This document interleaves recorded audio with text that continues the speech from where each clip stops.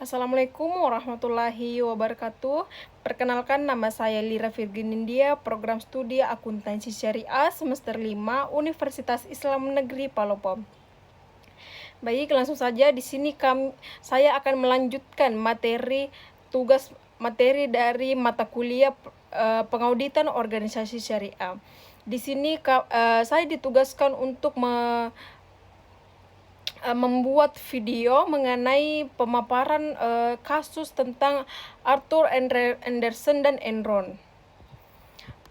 Langsung saja kita masuk di latar belakang kasus ini, yaitu Enron awalnya itu adalah perusahaan di Amerika Serikat yang berdiri di perusahaan energi listrik dan gas. Mereka dianggap perusahaan inovatif dan banyak dipuji sebagai contoh keberhasilan korporasi. Tapi dari belakang ada praktek akuntansi agresif dan manipulatif. Di situ inti dari video yang akan saya paparkan kali ini. Di situ ada bagaimana sih cara manipulasi keuangan dan praktik gelapnya. Di sini tuh yang dia menggunakan dua teknik. Yang pertama itu ada market to market accounting dan juga SPS, special purpose entities.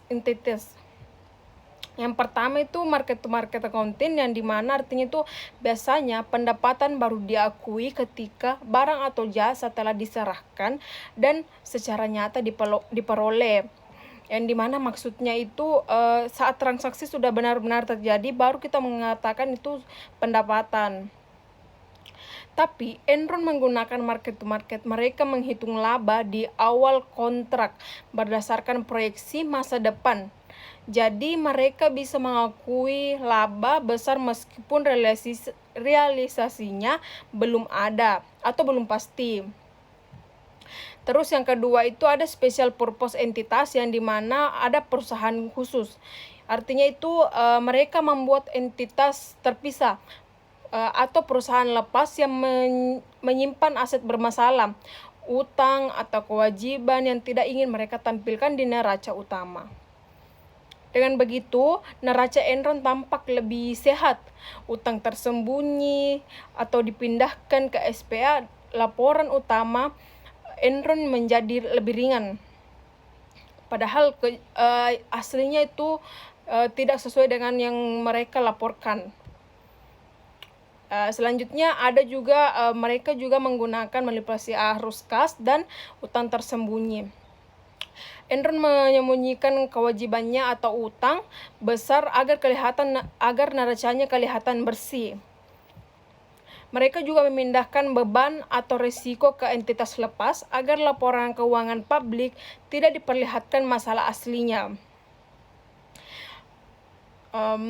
Selanjutnya yang keempat itu ada overestimasi dan proyeksi berlebihan, yang dimana banyak asumsi agresif dalam estimasi pendapatan masa depan, yang dimana artinya itu mereka belum pasti mendapatkan pendapatan tersebut, tetapi mereka telah mengiming-iming bahwa dia akan mendapatkan pendapatan tersebut di masa yang akan datang.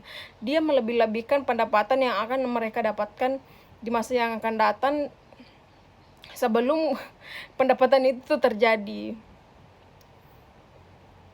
Perusahaan menyajikan proyeksi yang optimis sebagai kenyataan atau hampir nyata, padahal jauh dari kenyataan. Seperti tadi yang saya katakan, bahwa mereka itu mengiming-iming pendapatan yang belum terjadi, pendapatan yang masa depan, tapi mereka telah memberikan angka yang menurut mereka itu akan pendapatan mereka yang di waktu yang akan datang. Adapun pengungkapan dari tekanan internal atau dari dalam perusahaannya, yaitu di dalam ada orang yang curiga terhadap angka dan laporan. Analisis internal, auditor atau eksekutif yang menyadari akan ada keganjalan dari laporan keuangan tersebut. Tapi dalam kejanggalan tersebut mereka sering dibungkam atau ditekan.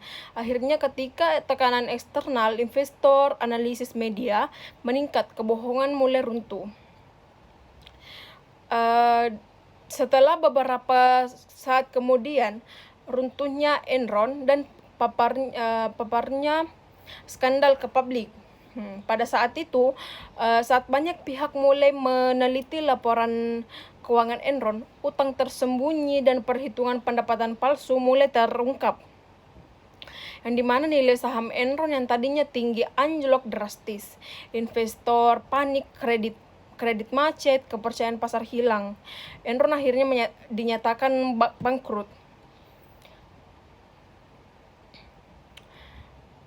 Dimana di sini sangat, pada kasus Enron itu memberikan dampak yang sangat besar bagi investor, karyawan, pemangku kepentingan dirugikan secara finansial, yang dimana ada banyak karyawan, ada 20 ribu lebih karyawan yang di PHK, kerugian investasi, uang hilang. Kasus ini memicu regulasi agar perusahaan publik lebih transparan.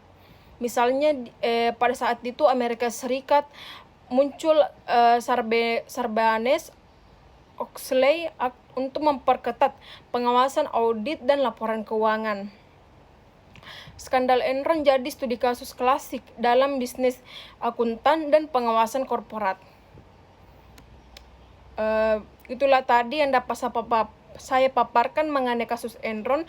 Adapun pelajaran penting yang dapat kita dapat dari materi ini, kasus ini, itu ada kejujuran dan transparan laporan keuangan itu kunci.